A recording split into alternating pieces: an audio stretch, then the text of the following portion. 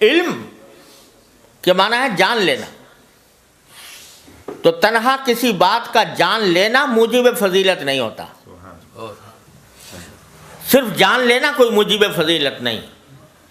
جاننے والا تو شیطان بھی تھا، ابلیس بھی تھا، اور فرمایا کہ اتنا جاننے والا تھا، اتنا علم اس کے پاس تھا کہ امام راضی کو بھی جاتے جاتے شکست دے گیا۔ واقعہ سنا ہوگا آپ نے، جاتے جاتے امام راضی کو جیسے انسان کو بھی شکست دے گیا۔ علم تو اس کے پاس بھی تھا، عقل بھی بڑی تھی، عقل ایسی تھی کہ اگر اس کے دلیل کو جو اس نے اللہ تبارک و تعالیٰ کے سامنے پیش کی خالص عقل کی بنیاد پر رد کرنا چاہو تو کوئی راستہ نہیں، کہ خلقتنی من نار و خلقتہ من طین، تو صرف عقل کی بنیاد پر اگر جواب دینا چاہو اس دلیل کا تو ہمارے لیے مشکل ہے اس عقل کی بنیاد پر جواب دینا۔ تو عقل بھی بہت تھی، علم بھی بہت تھا، بلکہ حضرت تھانوی رحمۃ اللہ علیہ فرماتے ہیں کہ 4 عین تھے اس کے اندر۔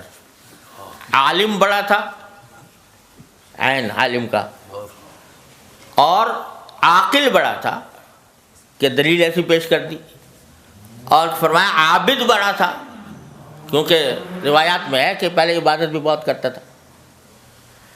تو عالم بھی تھا، عاقل بھی تھا، عابد بھی تھا۔ فرمایا چوتھے عین کی کمی تھی کہ عاشق نہیں تھا۔ اگر عشق ہوتا تو پھر یہ نہ کہتا کہ خلقتنی من نار و خلقتہ من طین، تو میرا خالق ہے، تو مجھے جو حکم دے رہا ہے، میرا کام تو یہ ہے کہ اس کے آگے سر جھکا دوں۔ تو عالم تھا، عابد تھا، عاقل تھا، مگر عاشق نہیں تھا۔ اس کے نتیجے میں اتنا گمراہ ہوا اور اتنا خوار ہوا۔ تو علم تنہا جان لینا یہ کافی نہیں، فضیلت کا معیار نہیں، اور اگر یہ ہوتا تو شبریف بھی بڑا ہوتا۔ علم کے لحاظ سے آپ دیکھ لو، یونیورسٹیاں یہاں پر بھی ہیں،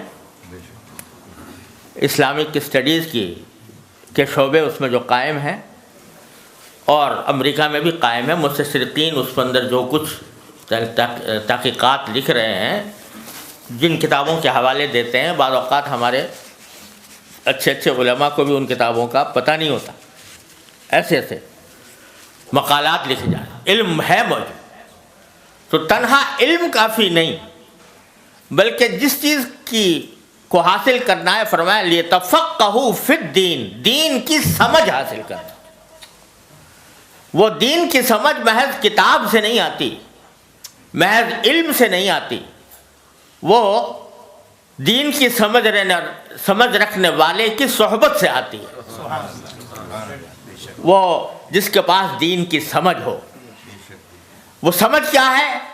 وہ سمجھ یہ ہے کہ کس وقت میرے دین کا مجھ سے کیا مطالبہ ہے، کس وقت دین کا کیا مطالبہ ہے۔ اس وقت وہ جو تقاضا اور جو مطالبہ ہوتا ہے، اس تقاضے اور مطالبے پر عمل کرنے کا نام ہے تفقہ فی الدین۔ حضرت حکیم الامت مولانا تھانوی رحمۃ اللہ کے زمانے میں ایک بستی تھی جہاں پر ارتداد کا فتنہ پھیلا ہوا تھا، زبردست ارتداد، لوگ مرتد ہو رہے تھے۔ تو وہاں کچھ لوگ تھے کہ جو ابھی مرتد کھلم کھلا نہیں ہوئے تھے، مگر انہوں نے کافروں کسی باتیں شروع کر دی تھیں۔ تو حضرت وہاں تشریف لے گئے ان مسلمانوں کے پاس جو ابھی تک مسلمان تھے، مرتد نہیں ہوئے تھے۔ ان سے کہا بھائی تو ہم نے سنا ہے تم لوگ، وہ شدھی کی تحریک چل رہی تھی، تم شدھی کی تحریک کے اس میں اسلام چھوڑ رہے ہو؟ تو نا جی نا، ہم تو مسلمان ہیں۔ انہوں نے جواب میں کہا نا، ہم تو مسلمان ہیں، ہم تو تعزیہ اٹھاویں، ہم تو تعزیہ اٹھاویں، تو ہم تو مسلمان ہیں۔ تو حضرت نے کہا اچھا تم تعزیہ اٹھانے کا، کیا اٹھایا کرو تعزیہ، ہاں یہ تعزیہ اٹھانا مت چھوڑنا۔ سبحان اللہ۔ اب بظاہر تو تعزیہ اٹھانے کا فرمانا کہ بھئی تعزیہ اٹھایا کرو، یہ بدعت کہو اس کو، رسم کہو، جو کچھ کہو، اس کا جواز نہیں، لیکن فرمایا کہ اس وقت کفر اور اسلام کی علامت بن گیا ہے یہ،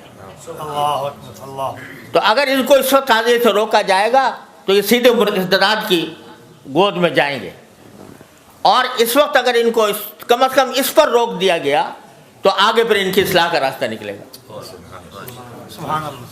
تو یہ ہے علم میں اور تفقہ فی الدین میں فرق، کہ کس موقع پر دین کا کیا تقاضا ہے اور دین کا کس چیز میں فائدہ ہے، تو اس بات کو اختیار کرنا یہ تفقہ فی الدین ہے۔ کوئی اب اگر اٹھا کے فتویٰ پوچھو کہ ایک مولوی صاحب آئے تھے، انہوں نے یہ کہا تھا کہ وہاں گاؤں والوں سے کہ تم تعزیہ اٹھایا کرو، تو اس مولوی صاحب کا کیا حکم ہے؟ تو اس کا فتویٰ جو خالص علم کی بنیاد پر دیا جائے گا، جس میں تفقہ نہ ہو، تو وہ یہی ہوگا کہ بھئی وہ غلط بات کہی، انہوں نے گمراہی کی بات کہی، ایسے آدمی کو گمراہ سمجھنا چاہیے۔ لیکن کس موقع پر، کس مرحلے پر، کس درجہ، کس چیز میں ڈھیل دی جائے اور کس چیز میں سختی اختیار کر لی جائے، یہ چیز جو ہے یہ تفقہ فی الدین ہے۔ اور یہ تفقہ فی الدین صرف کتاب پڑھنے سے حاصل نہیں ہوتا، یہ صرف درسگاہ میں بیٹھ کر ڈگریاں حاصل کرنے، اسناد حاصل کرنے سے حاصل نہیں ہوتا، یہ بزرگوں کی صحبت سے حاصل ہوتا ہے۔ نہ کتابوں سے، نہ کالج سے، نظر سے پیدا دین ہوتا ہے، بزرگوں کی نظر سے پیدا۔ تو وہ در حقیقت وہ سمجھ ہے جس کو حاصل کرنے کا حکم دیا گیا، کہ لیے تفقہوا فی الدین، دین کی سمجھ پیدا کرنا۔